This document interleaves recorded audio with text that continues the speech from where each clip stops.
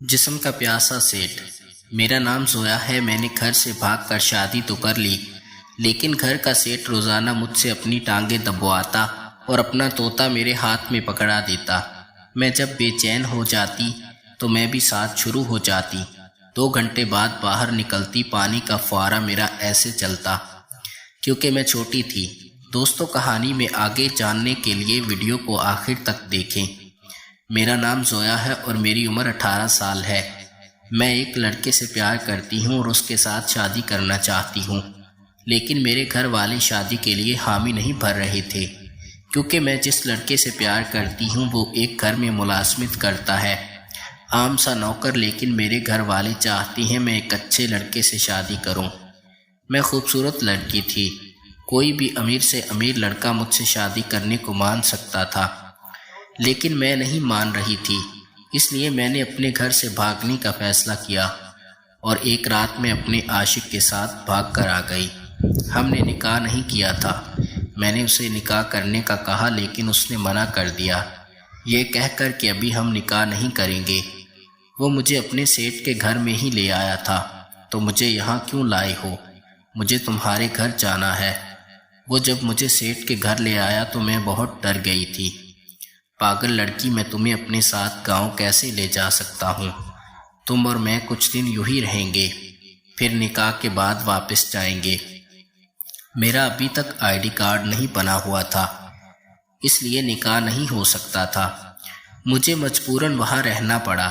میں عابد کے ساتھ اس کے کوارٹر میں نہیں رہ سکتی تھی، کیونکہ وہاں اور بھی مرد سوتے تھے۔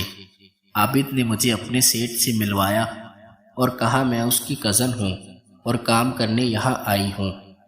میری خوبصورتی دیکھ کر سیٹ پاگل ہو گیا اور مجھے یہاں رہنے کی اجازت دے دی اور کہا میں اس کے ساتھ ہی گھر میں ہی رہوں۔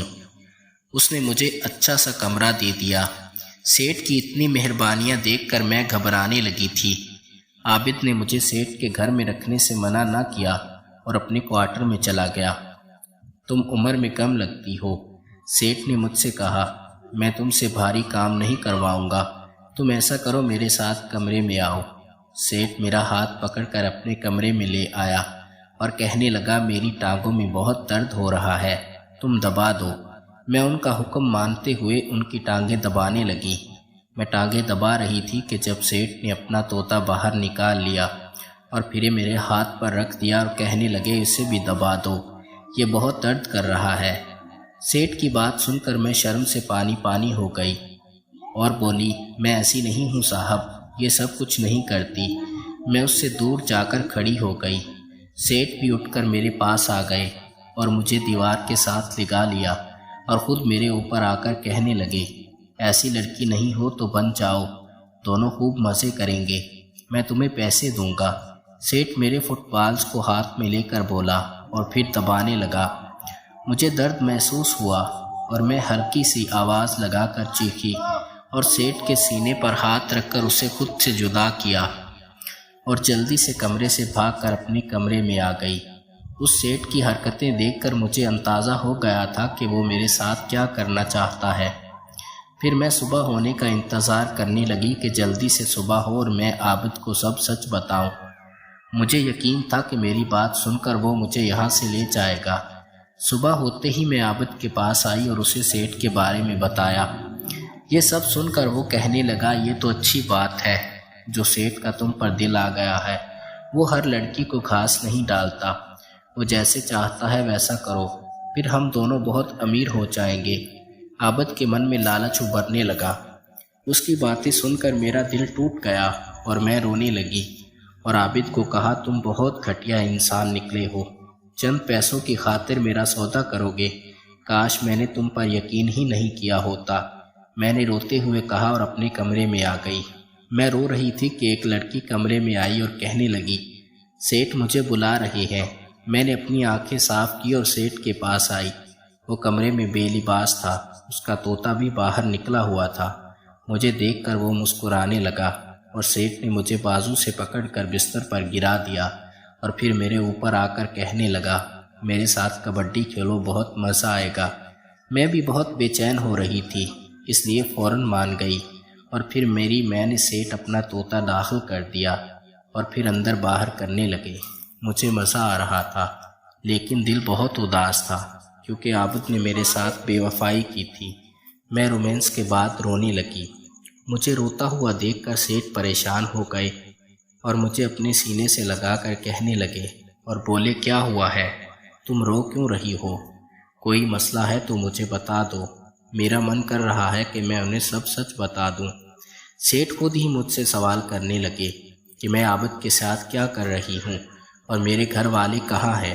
میں انہیں کیا بتاتی عابد کے لیے میں نے کیا کچھ کیا اور وہی میرے ساتھ یہ سب کچھ کر رہا ہے، مجھے استعمال کر رہا ہے۔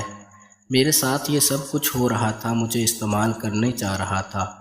میں کچھ بولنے ہی والی تھی کہ سیٹ نے مجھے اپنی گود میں بٹھا لیا اور کہنے لگے، جب سے تمہیں دیکھا ہے میرا من کرتا ہے بار بار تمہارے ساتھ ہی کرتا رہوں۔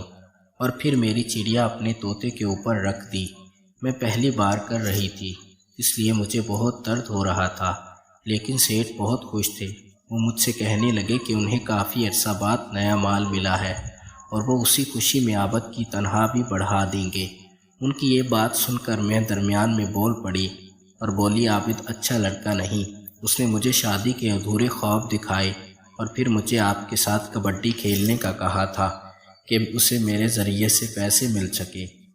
میری یہ بات سن کر سیٹ چونک پڑے اور بولے، اس کا مطلب وہ ہر ماہ لڑکیوں کو بھگا کر لے جاتا ہے اور کہتا ہے میری کزن ہے، میں اسے چھوڑوں گا نہیں۔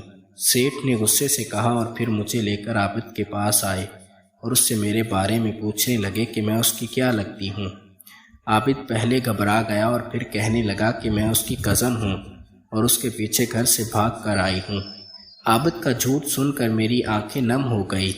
سیٹ نے اسے تھپڑ مار کر زمین پر گرا دیا اور کہنے لگا کہ لڑکیوں کا سہارا لے کر مجھ سے پیسے لیتے ہو، میں تمہارا وہ حشر کروں گا کہ ہمیشہ یاد رکھو گے۔